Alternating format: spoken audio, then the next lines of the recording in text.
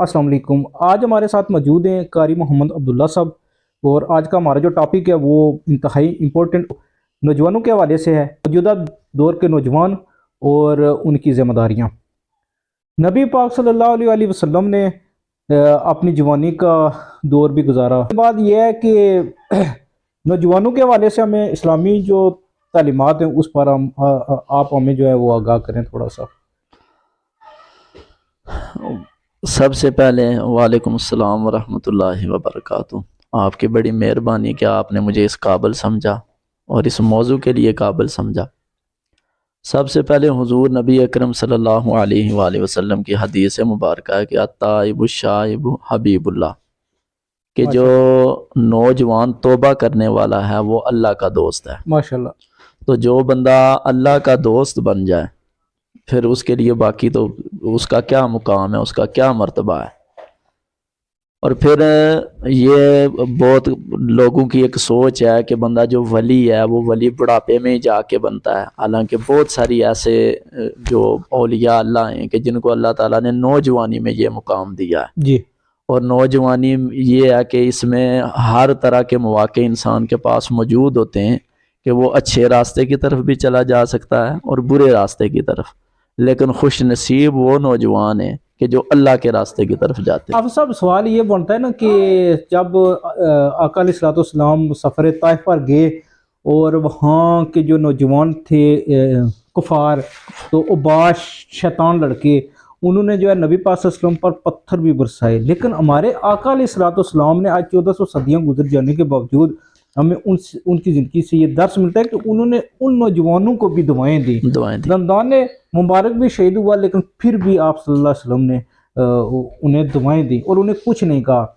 अब बात यह है कि आज का जो नौजवान, मुसलमान नौजवान अपने दीन से जो है वो रुग़बत नहीं रखता। ठीक है, सोशल मीडिया प्लेटफॉर्म पर अगर देखें तो वो बेरारवी का शिकार हो रहा है। तो इस हवाले से आप क्या पैगाम देना चाहेंगे? इस हवाले से मेरा पैगाम जो हमारे खुतबा हज़रात हैं, जो हमारे आइमा मसाजिद हैं, इनको चाहिए कि हर मस्जिद के अगर एक मस्जिद के साथ 10 घर लगते हैं, उस 10 घरों में अगर 10 नौजवान हैं तो उनके लिए कोई अलहदा टाइम, कोई दोस्ताना माहौल, कि उनको कुरान और हदीस के ज़रिए आगाही दी जाए। तो जब उनको कुरान और हदीस की आगाही आएगी, उनके अंदर तजस्सुस पैदा होगा, तो वो खुद ब खुद दीन की तरफ आएंगे। माशाल्लाह। रोज़े क़यामत हजाबू मुसल्लूम, बड़ी बड़ी लंबी दाढ़ियों, ठीक है, ये ढेर में लगे होगा, ढेरों में। अब क्या ये खूब वो नज़ारा होगा कि जब अल्लाह ताला जो है वो नीते तोलने का फैसला करेगा। इस पर हमारे व्यूअर्स को रहनुमाई करें। बुखारी शरीफ की हदीस मुबारक है, पहली हदीस है कि इन्नमल आमालु बिन्नियात, कि अमाल का जो दारोमदार है वो नियतों पर है। जी। जब कोई बंदा, हदीस मुबारक का मफहूम है कि बुराई का नेकी का इरादा करता है तो आधी नेकी उसके हिस्से में लिख दी जाती है माशाल्लाह, जब तक वो कर ना ले। जी। तो जब वो कर लेगा तो उसे पूरा अजर मिलेगा। लेकिन जब बंदा कोई बुराई की नीयत करेगा उस वक्त तक बुराई लिखी नहीं जाएगी जब तक वो बुराई कर ना ले। अच्छा अफसाब, ऐसा होता है कि अक्सर नमाज के वक्त ये दुनियावी मामलात के ख्यालात आना, तो इस पर जो आप हमें क्या हिकमत अमली अपनाने की तलकीन करेंगे? जो ख्यालात का आना है ना, आपको एक मैं बात बता रहा हूँ कि चोरी या डकैती किस जगह पे होती है? जहाँ पे कोई माल हो ज़र हो, वहाँ पे डकैती होती है, वहाँ पे चोर दाखिल होते हैं कि उनको पता होता है कि यहाँ खजाना है। इसी तरह ये एक मोमिन सिर्फ जो इंसान होता है उसकी ये निशानी होती है कि जब वो नमाज में खड़ा हो तो शैतान की तरफ से ये वसावस आते हैं।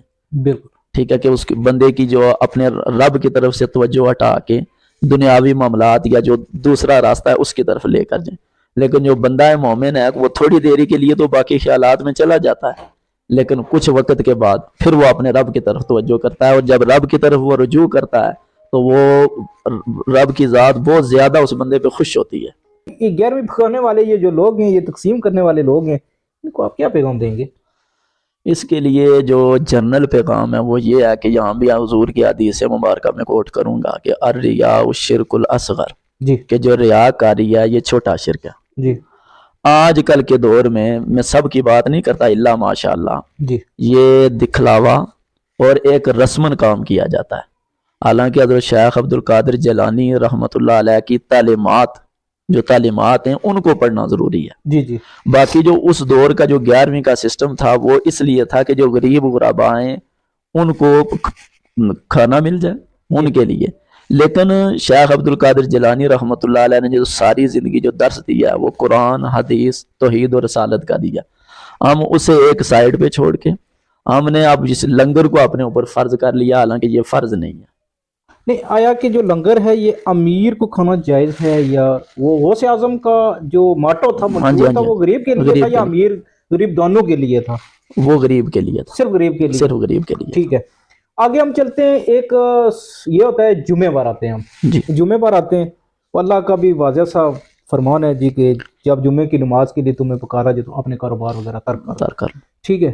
سب لوگ کہتے ہیں جی آج کام پر کیوں نہیں گئے جی، وہ جی جمعہ تھا، چھٹی ہے جی آج، یہ وہ. لیکن مساجد ہماری اس زور و شور کے ساتھ فل نہیں ہو رہی. ٹھیک ہے.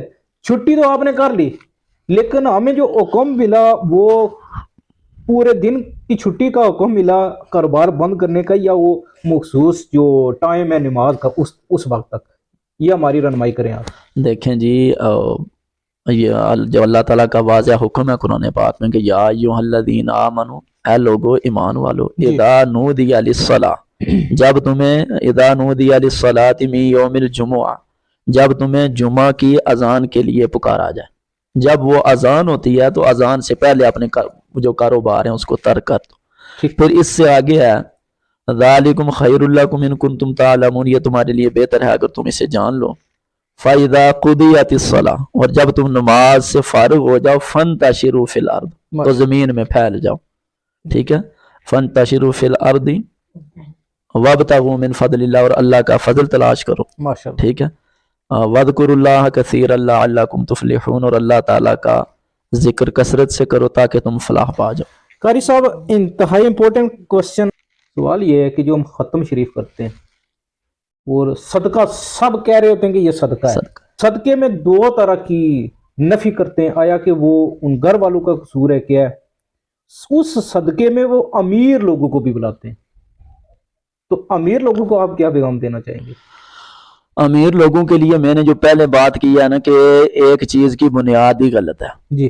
اب ہماری ایک چلو احسال ثواب صدقہ ایک بات ہے، آپ کے توسل سے ایک بات میں اور بھی کر دوں جی کہ جو حج ہے، حج اسلام کا ایک اہم رکن ہے. کہ جو بندہ استطاعت جس کے اندر ہو اگر وہ حج نہ کرے تو وہ دائرہ اسلام میں داخل نہیں ہوتا.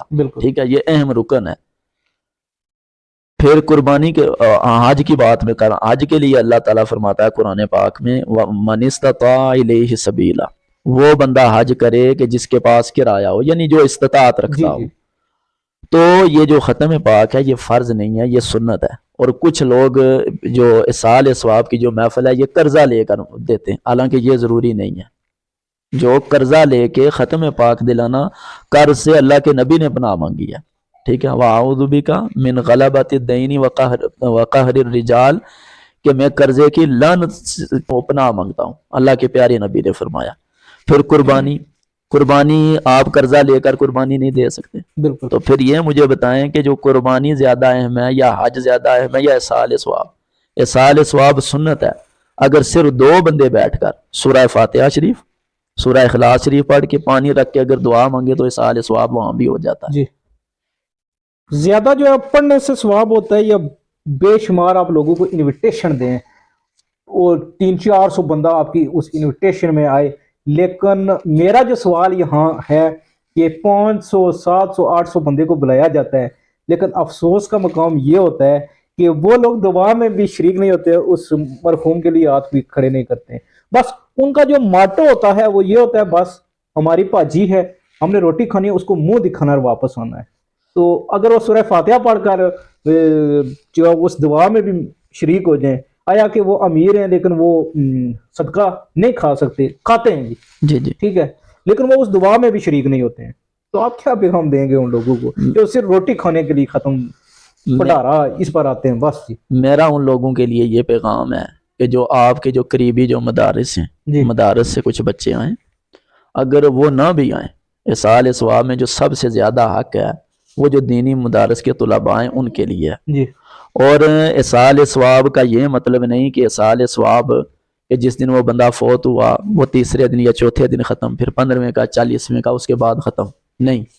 اصال ثواب یہ ہے کہ جب بھی اللہ تعالیٰ آپ کو توفیق دے، جو آپ کے قریبی سکول ہیں، سکول میں جو غریب طلباء ہیں، ٹھیک ہے، یا کہ کسی جگہ پانی کا ضرورت ہو وہاں چشمہ پانی کا نکالنا، صدقہ جاریہ، صدقہ جاریہ، جی اس طرح کا کوئی عمل کر لیں وہ بہتر ہے، اس سے بہتر ہے۔ باقی جو اصال ثواب کے لیے جو لوگ آئیں وہ پڑھنے والے لوگ ہوں کہ وہ پڑھیں، پڑھنے کے بعد حسب توفیق جو بھی آپ انہیں کھانا دے دیں تو وہ بھی بہتر ہے۔ جی آج کا پیغام آپ کو ضرور پسند آیا ہوگا۔